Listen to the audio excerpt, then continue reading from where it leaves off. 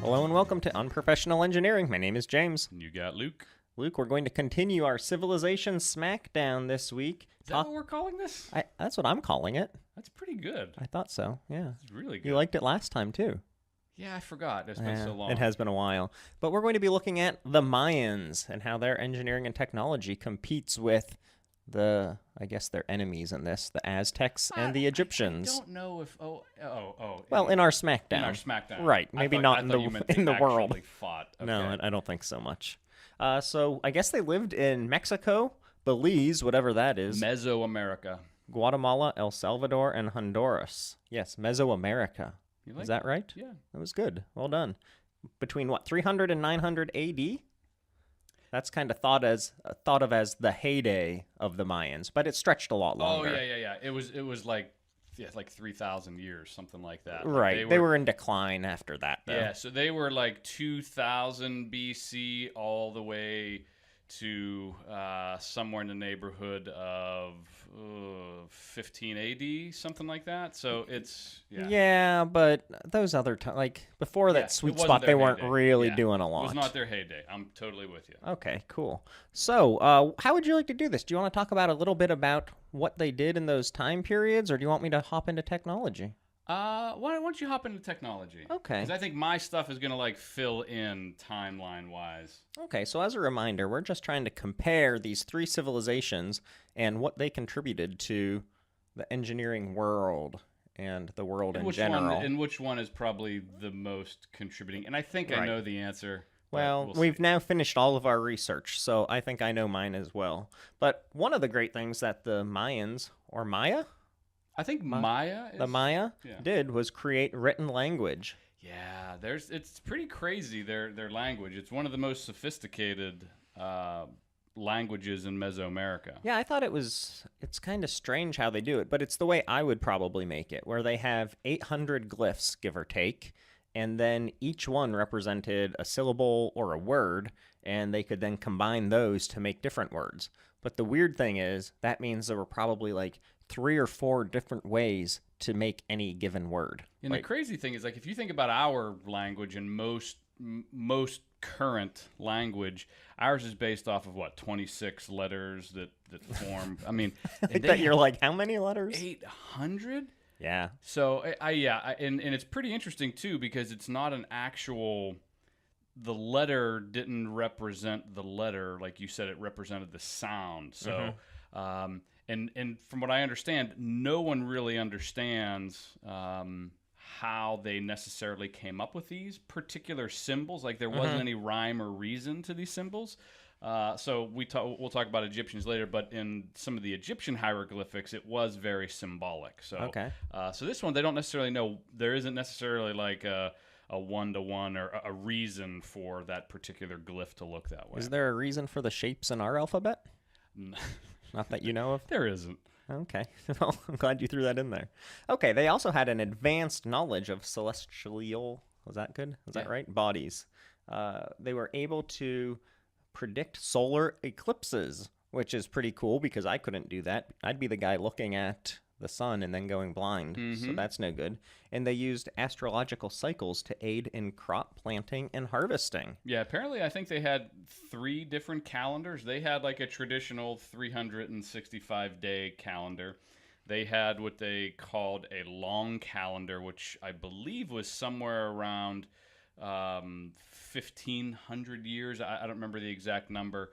And then they had I think they called it their harvesting calendar, which was more than 365 days. It was somewhere in the 500 range, and they said they used that to rotate crops and to do different things to make sure they were doing things correctly. I saw that they also had their sacred calendar, which was the 260-day one. Yeah, religious purposes. But this was also very similar to the Aztecs, who had those 2 calendars of the sacred and 365-day calendar as well. I can't remember. Was it the Aztecs who had the 360 days and then they just partied for 5 days, something like that? Maybe no. It's one of them. They're all running together. But yeah, they had similar calendars, and it comes to my attention that both of these kind of have a lot of similarities, the Maya and the Aztecs. Yeah. And it makes sense because they kind of had the same stomping grounds. And they were definitely in the same region. I imagine like their ancestors, the Aztecs and Mayans are probably all very similar in location and geography. So interestingly, I think you were going to get to this one next. I think was books. Oh yeah. So apparently, they had a ton of books. All the books, way too many. But like 3 were left. Is that? Did you read that? Like the Spanish, the jerks burned all their books and stuff like that. Yeah, so they made thousands or tens of thousands of books, like paper books, like we would think like of papyrus, today. like they made paper. But yeah, the Spanish burnt them, and they got old and crumply and fell apart. I read there's only physically 3. Yeah, there's remain. only a few left. Which that's crazy, isn't it? Yeah. A lot of lost information there. Yeah, you'd think like they would do a better job of preserving it. You know what would have helped them preserve it? If they used the wheel and had horses to haul those away from the Spanish. I thought you were going to say the cloud. The cloud would have helped. They could store it. If they were as good as us and had our technology. So another thing that was similar to the Aztecs, because of the region they were in, they didn't really use the wheel. They knew of the wheel, but didn't see it as a big advantage. Seems like a big miss. See, that's what I was just going to say, is that we have to take points off of their score because they actually knew about the wheel. That's dumb. And since they didn't domesticate animals, they were like, this isn't that useful for us. Yeah, and interestingly, how is that? The Aztecs didn't domesticate animals either for like agricultural or plowing purposes. Like it would be me and you out there lifting and pulling stuff, which is so stupid if I got this big old ox that can do it. That's what I'm thinking. Well, I think they also lacked some of those animals as well, some of those big moving animals. But one of the things that they did create to make up for their ignoring of the wheel and animals was the tumplin. That's how I'm saying it. I missed that. Or the mechapow. So it's straps around the shoulders connected to a frame that supports heavy loads up to 125 pounds. It's like a sweet backpack. On your back, but with ease. Like, so you can't really feel like 125 that you're, so I even said like a really good backpack. Yeah. So giant backpack, and that's how they hauled stuff around. And you'll see pictures of that where they have these like backpack things on full of who knows what. Probably carrying animals. I couldn't imagine. They were carrying it. So I backpack quite a bit. You do. And I've like had a sucker. backpack like loaded up with like 60 pounds for like really long-term cold weather trips, or just long-term trips in general. You got to bring all your food. And I know like 50, 60 pounds is stupid heavy after like a couple of days. I couldn't imagine. You said what, up to 100 pounds? 125, yeah. Yeah, that seems like they're doing something right on that one. Maybe they were just bigger and stronger than me, which I don't think that's possible, but see, maybe I doubt it. No one's stronger than you, Luke. Oh, geez. So instead of using backpacks, I've learned to domesticate my Yorkies, and they just wheel stuff around for me. For you. Like one piece of cheese, maybe. With the remote control on their back. Right. Perfect. One other thing, fun fact for you. You ready? Shoot. They made tools out of something called jadeite. Why is that fun? Because that's not really that fun. Okay. Well, if a diamond is, say, like a 10 on how hard things is, and steel is a 5, this jadeite stuff is like a 6.5 or a 7. Okay. So they're making tools out of something that's even harder than steel. So this is, again, one of the things that they were lacking was really hard metals, but somehow they found a way to shape this stuff and then use it as a tool. So that's pretty impressive. They have weapons, not weapons, but tools stronger than steel. I think it's impressive. You don't seem to think it's that. Well, no, impressive. it's just, I mean, how often did they run into steel? I mean, once the Spanish showed up, probably a lot. Yeah, then it kind of stunk for them at that point. Right. But like they were just, I mean, most of what they were doing was probably like carving stone. Well, cutting exactly. wood. It wasn't like they were like, needing the CNC stuff. Well, that's probably true. So, all right, before we go on, let's take a break for a word from our sponsor. I'm assuming I have no funny. There's just no one that for this could one sponsor because there's this. no bad cars named after them like the Aztecs. There might be. Yeah, there might be. I don't know. No funny comebacks. No comebacks. So All right. You could have done like a backpack company or something. Oh, yeah. All right. Well, anyways, no sponsors this week, but we do have a couple of shout-outs. Let me hear them. First, Chris J. from Grand Valley State. Chrissy J. He subscribes and wants stickers. I believe his email basically said, I've subscribed. or something like Send that. me So stickers now. yeah, so that was pretty heartfelt. Wow. But then Dave W wrote in. Dave W? Dave W. Okay. Let's see. Him and his coworker, he was looking for podcasts because they were on a 3-day tour, work trip, and he was looking for something engineering, and ours came up, and he said, well, I guess I could give it a try. Let's give these bums a shot. And it ended up that they listened to all sorts of our episodes. Sweet. He got nightmares after the torture devices episode, which was pretty funny. He also suggested we do an episode all about fire, like the thought of the creation of fire and then how it's changed the world over time. I thought so too. Yeah, how we not that's probably one of the. Did we do an invention? We said that it wasn't an invention. Yeah, we omitted fire. That's right. Right, but I think that's a good one. He also wants to know how much it costs to get a shout out. So I guess 0 is the answer. Yeah. Just write in and subscribe and write us a review. And here you go. That's your shout out, Dave W. But one other thing he did say, and this is probably the greatest thing anyone's ever said about our show. This is one of the highest compliments I've ever received. So he has a brother in the area still. He went to Carnegie Mellon. I think he went to grad school here. He's a Dave. brainiac. Yeah, he's way smarter than us. Okay. But he said, "You're the best educational program host to come out of Pittsburgh since Fred Rogers." Oh my goodness gracious. Yeah, isn't that nice? Oh. Yeah, and if anyone who doesn't know, Fred Rogers is Mr. Rogers. He's the best guy ever. He's the best guy ever, and he wore sweet sweaters. So there's there's that. an awesome documentary you could check out now all about Fred Rogers. All right, and I he love wasn't like an ex-Marine sniper either. That was just a. Is that a rumor that happened Yeah, at some supposedly point? they said Fred Rogers was like some ex-Marine sniper that had like 300 confirmed kills. It's like, no, it's not Fred Rogers. Oh, well, that's disappointing. Yeah, a little. It'd be kind of cool Is if it? he was, but. Yeah. Well, anyways, thanks, guys. If any of you have anything to say, email us at unprofessionalengineering@gmail.com. Make sure to go onto iTunes or wherever you listen. Press Subscribe. Subscribe. What else should they do? They should definitely write glowing comments. and Glowing reviews. reviews. That's right. Bag, bag, bag. Okay, let's move on. Shoot. Roads. Yeah, they were way more sophisticated than the Aztecs with roads. I from was what could shocked tell. about this. And they're before the Aztecs. They're before the Aztecs, so you would have thought that the Aztecs, and maybe they did, were taking advantage of this road system as well, Yeah. you know? Maybe they were like, it's good enough, we'll leave it as it is. Yeah. But the Maya was the first civilization in Mesoamerica to build roads to travel from place to place. And they were made out of like a concrete paver of sorts, which is kind of neat, with the thick jungle around them cut back to make travel easier.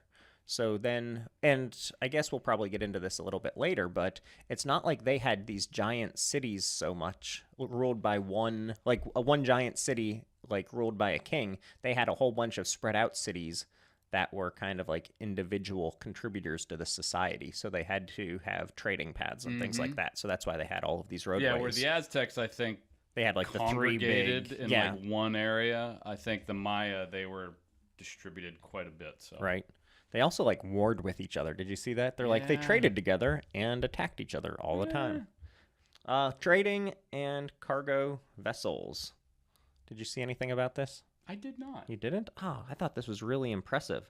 I saw the trading. I didn't see cargo vessels. I didn't see the boats. Yeah, they traveled, potentially, they think, all the way from Cuba or even as far as Antigua, which is pretty far away. I like that. So considering they're in like Mexico, I think, and Belize, yeah. that's a pretty good trip.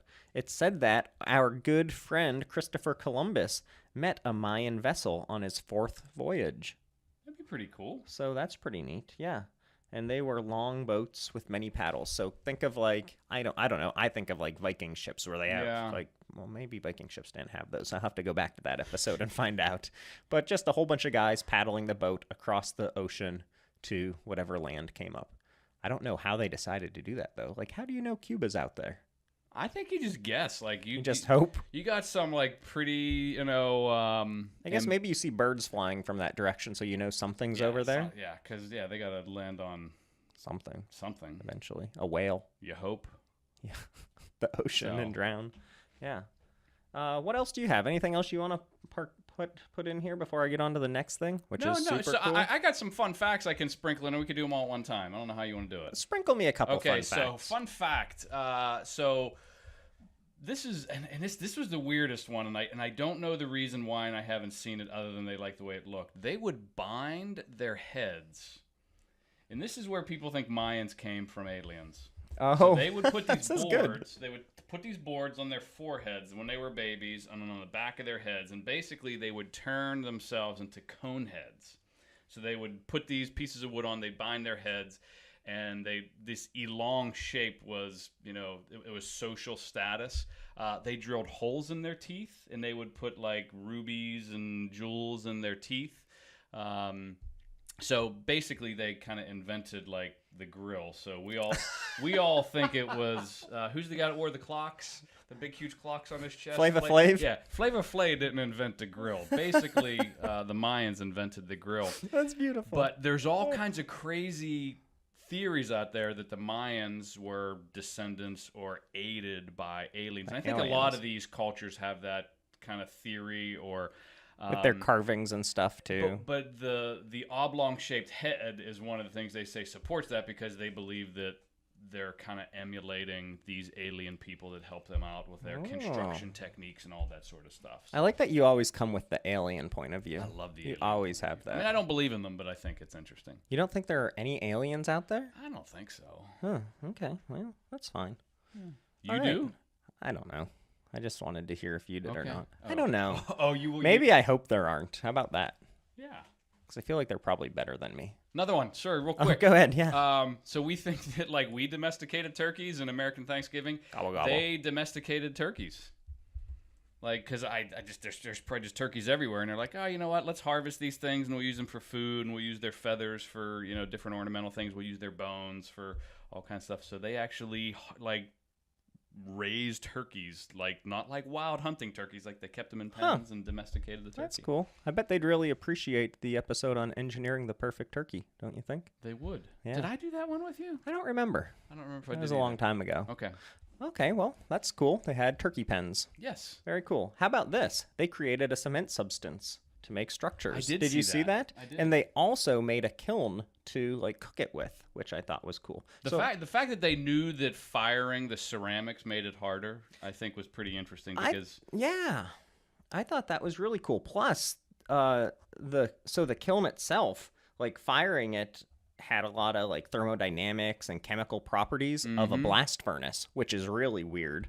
The calcium is like the essential chemical component for the cement, and the Maya had an abundant supply of limestone, which was convenient.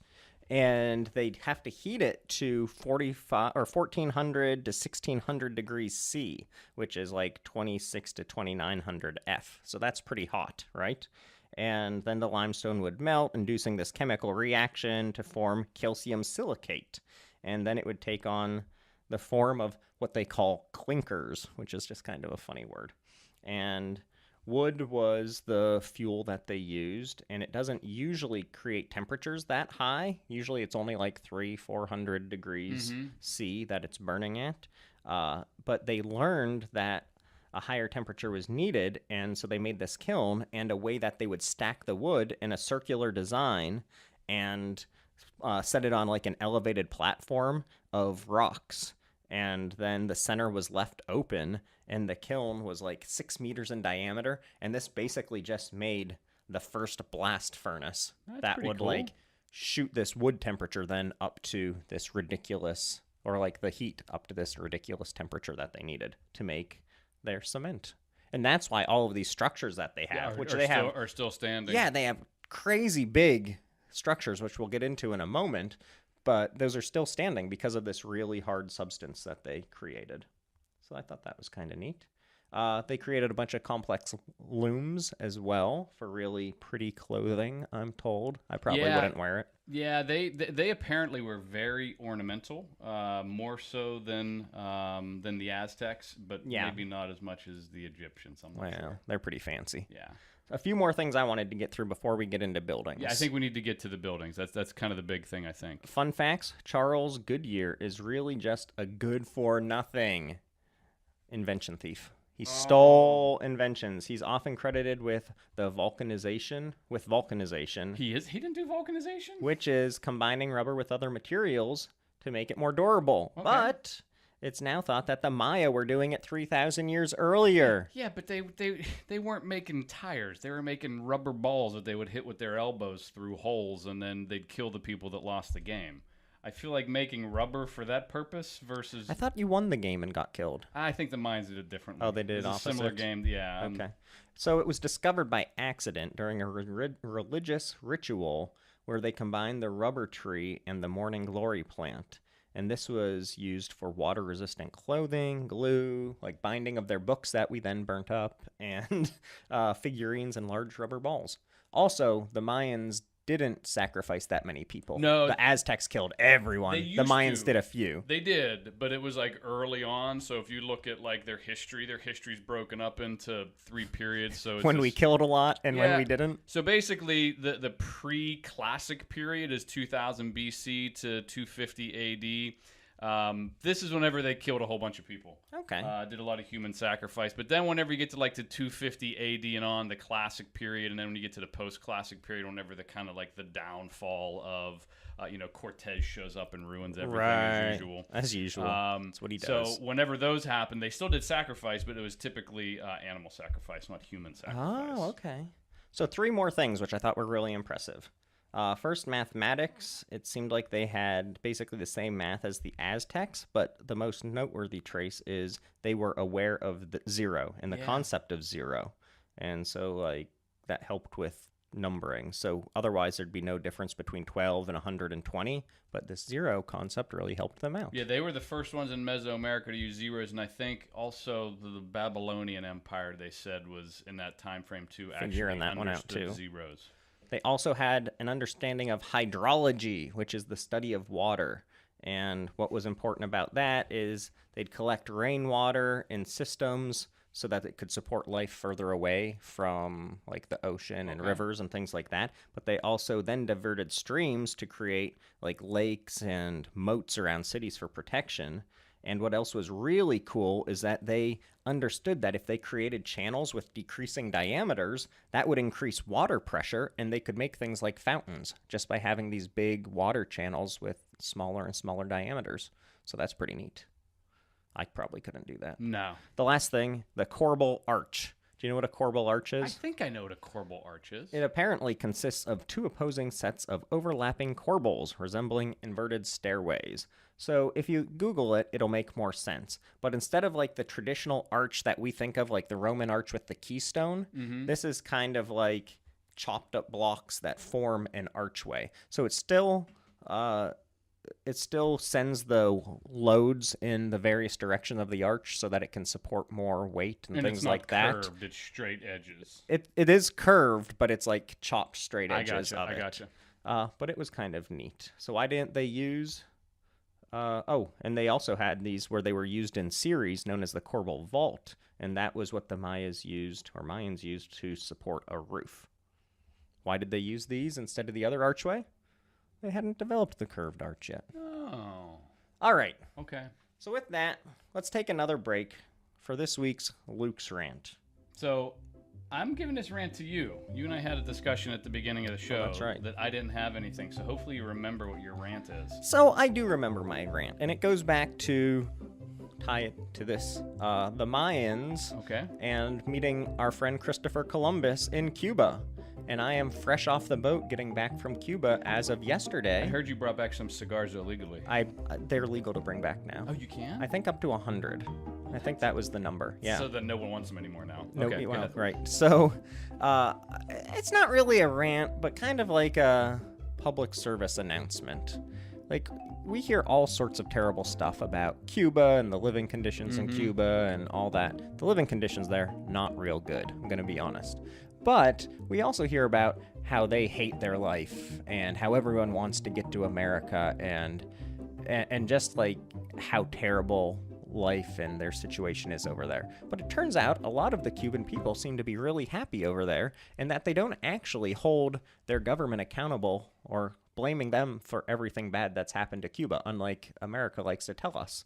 So I guess my whole summary of my rant is maybe we should try and look at both sides of a story before we decide how things actually Or played go out. check it out for yourself, like you did. Like whenever That's you right. told me you were going to Cuba, I was like, "What are you going to Cuba for?" And then I talked to you about the trip, and I actually want to go to Cuba now. It's a pretty interesting place. I would say all of you should go there before It turns into the next Disney. Right, before Starbucks is on every corner. Yeah, that was the biggest. When you told me, you said there was zero chains. There. Zero Like, chains, Starbucks, McDonald's, cool. nothing. Yeah. I like They're that. aware of them, of some of the chains, but yeah, nothing there.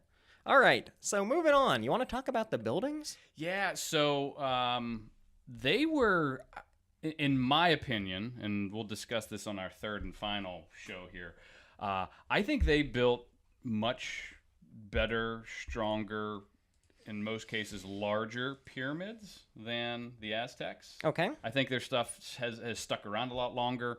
One of their pyramids is actually almost the same size as some of the Egyptian pyramids. Oh, really? It's called La Dante, is one of the world's largest pyramids, according to the research park. It's more massive than the Great Pyramid of Giza, and it contains more than 99 million cubic feet of rock and fill.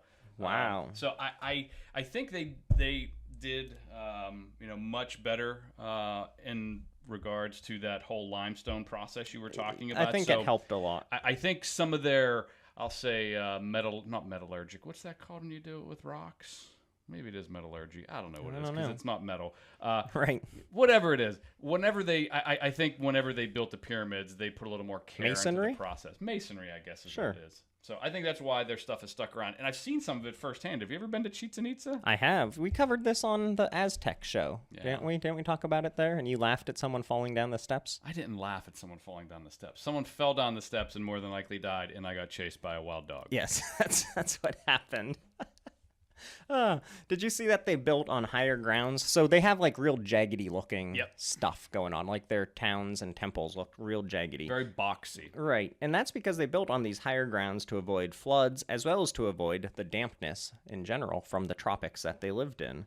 So this led to what seemed like this kind of scattered building structure, but there actually was like a very clear plan as to how all of these cities They were looking laid for out. elevated plains to build on. Right. So like the plaza where Chichen Itza is and all those different pyramids that are down at Chichen Itza and all the different temples. And I went down and saw them, every single one of them. You saw every single one of them? I didn't see all the ones you were allowed to see on the tour. Okay. They were built on what looked like they were all like 10, 20 feet above the ground level where you're walking before the pyramid even started. So, it was purposeful for, like you said, the flooding reasons. They'd build those buildings like the big important temples and the ball courts and things like that kind of in the center of town, like all the big public buildings. And then the residential areas would radiate out from the center. And then the further away you got, of course, the less, like the more sparse the number of buildings grew.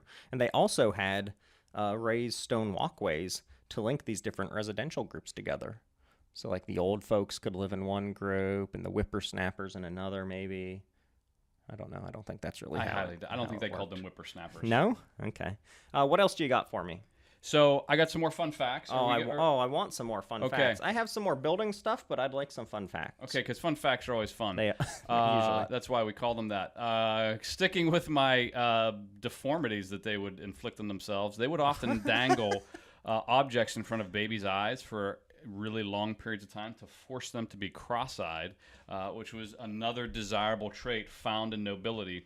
And the reason being cross-eyed was desirable for nobility? Was that right? And more than likely, the theory is there's probably a lot of aliens with cross-eyed. No, there's probably a lot of inter-family relations, and they think that there was a lot of birth defects, and that's why, like, brothers and sisters, moms and dads and daughters, to kind of keep it in the family. Gotcha. To keep, your family royal and noble, and there was a lot of birth defects. So if you wanted your kid to look like they were noble, you just make them cross-eyed and give them a flat head. Oh, well, that's interesting. Thanks for bringing it down. I told you I was in a bad mood before our show. Yeah, that's true. The first temples of the Maya arose over 2,000 years ago, and you're saying how big they are, so this is kind of impressive to me. Their word for these stone pyramids is the same as their word for mountain. I don't know what that word is. The massive step temples at times reached more than 200 feet, though, which is pretty high. It's not as high as the Egyptian temples. No. But still, pretty impressive. Plus, I don't think they had all of the slave labor that the Egyptians had as well. We're gonna have to disagree on that. Oh, one. I know. I We'll saw get to something that. about that. All right. Let's see. I saw a list of the top 10 places that you could visit, and I thought I'd run through those real quick. So these are the top 10 Maya locations for you that you can still visit. Some of them are still jungled up pretty good, and you can see them poking out of the forest, but that's pretty cool. I don't know how to say any of them, so here we go. Lamine is located in northern Belize and is a nice-sized Mayan city. The highest temple is 33 meters tall, and that's that. Koba once had 50,000 inhabitants. I think that's pretty impressive. 1000 BC is whenever that was built. 1000 BC? That's pretty good. And there was another one called chalupa, I think. I don't know if that's like the thing you eat from Taco Bell. I don't know about that. But no, it was on the internet, so it has to be right. Okay. Caracol used to have 150,000 peeps. Yeah. That's a ton. These are big cities. That's a ton. The city was covering 168 square kilometers. That's 65 square miles for anyone doing the math. Copan is in western Honduras. So this is just for everyone who's traveling to these countries, in case you want to stop by. It has some of the finest surviving art, the ones with like the best detail still remaining. So if that's your thing. Tulum. This is probably the second most popular for traveling, as far as I know. So it served as a major Mayan city.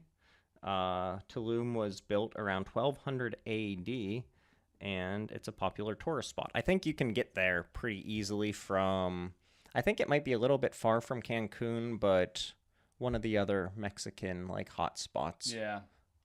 You can go. Down in the Mexican Riviera. What's the I'm drawing a blank on the name of the city. Yeah, I don't remember. Let's see. I don't know. UXMAL. How do you think I would say that? Uxmal. Uxmal.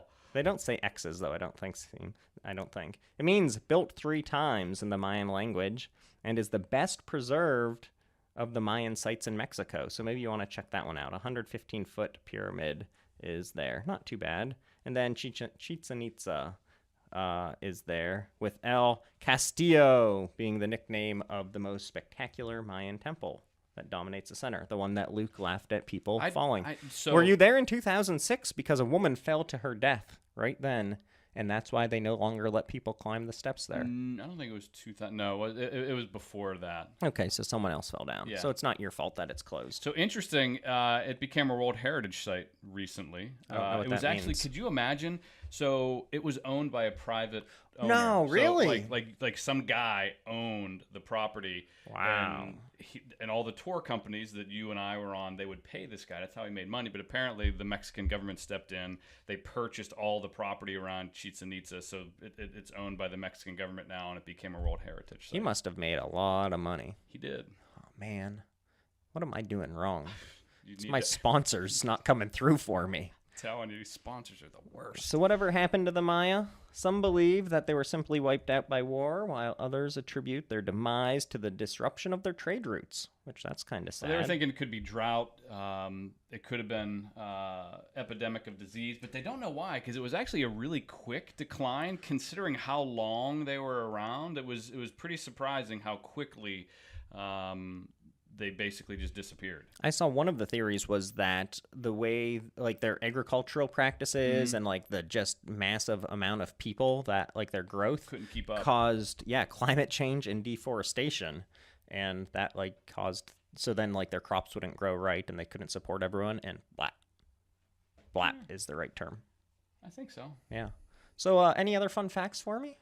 So they end up running. So you always got to bring Cortez into this. Oh yeah. So in 1519, your boy Cortez arrives and starts exploring the Mayan Peninsula, and they do know that the Spanish brought disease. So right at the very end of their downfall, right around 1695, I think, is right around the last time you hear anything about them. A lot of them were dying of Spanish-brought diseases, smallpox and the whatnot, just like they killed off the Aztecs. That's a good move. Biological warfare. But they didn't do it on purpose. Yeah, I don't think they guess did. so. I'm not sure about that. I don't trust them.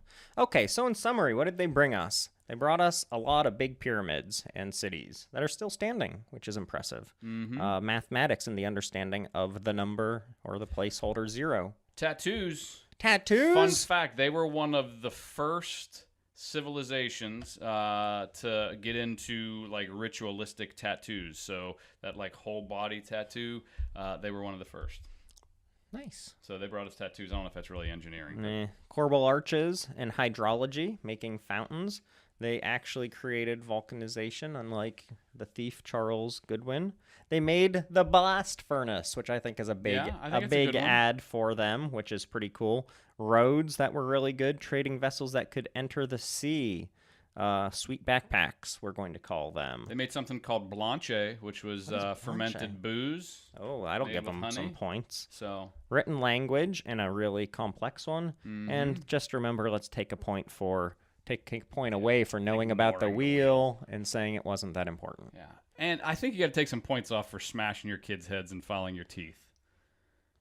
Well, you do unless they were aliens, at which point you probably get a point. Yeah, okay. All right, so next episode we're going to be talking about the Egyptians, our final episode in the Civilization Smackdown. In that same episode, we're going to decide which one's the best. That's right. Okay. We'll rank them 1, 2, 3. How about that? Sounds good. All right, well, until next time. See ya.